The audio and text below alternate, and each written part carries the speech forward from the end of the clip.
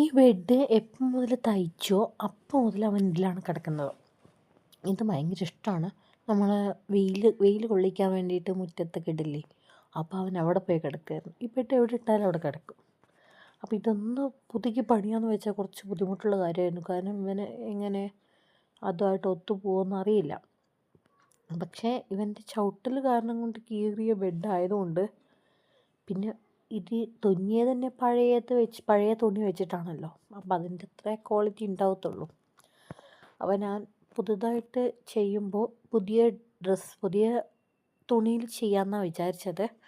പക്ഷേ അത് അവൻ ഉപയോഗിക്കത്തില്ല, അവൻ ഇടത്തില്ല എന്ന് വിചാരിച്ചുകൊണ്ട് അതന്നെ ഒരു 3-4 തവണ അലക്കിയ ശേഷമാണ് ഞാൻ ആ ബെഡ് തയ്ക്കാനായിട്ട് ഞാൻ ആ തുണി എടുക്കുന്നത്.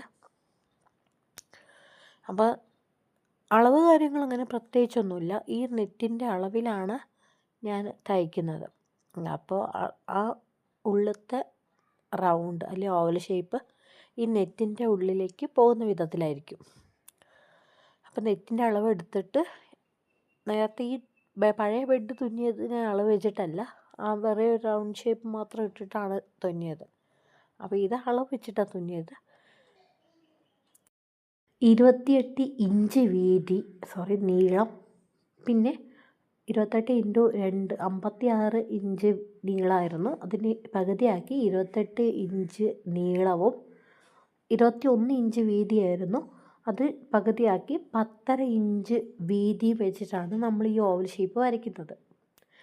പിന്നെ അതിന് ചുറ്റും നമ്മൾ 10 ഇഞ്ച് കൂടി എക്സ്ട്രാ കൊടുത്തിട്ടാണ് ആ വിങ്സിന് വേണ്ടി എക്സ്ട്രാ ഓവൽ ഷേപ്പ് കൊടുക്കുന്നുണ്ട്. അങ്ങനെയാണ് ഈ ബെഡ് തയ്ക്കുന്നത്.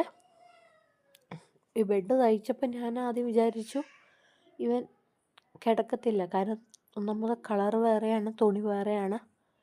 പക്ഷേ 2-3 പ്രാവശ്യം അലക്കിയത് കൊണ്ടാവാം അവൻ അതിൽ കിടക്കുന്നുണ്ട് കേട്ടോ. അപ്പോൾ ഈ ബെഡിൽ നിന്ന് ഇറങ്ങാൻ പറ്റാത്തൊരവസ്ഥയൊക്കെ പറയില്ലേ, ആ ഒരവസ്ഥയാണത്. അപ്പോൾ ഇതാണ് കേട്ടോ ബെഡിൻ്റെ ഫൈനൽ ലുക്ക് ഗൈസ്. അപ്പോൾ ഇതിൻ്റെ ഫുൾ വീഡിയോ ചാനലിലുണ്ട് കേട്ടോ.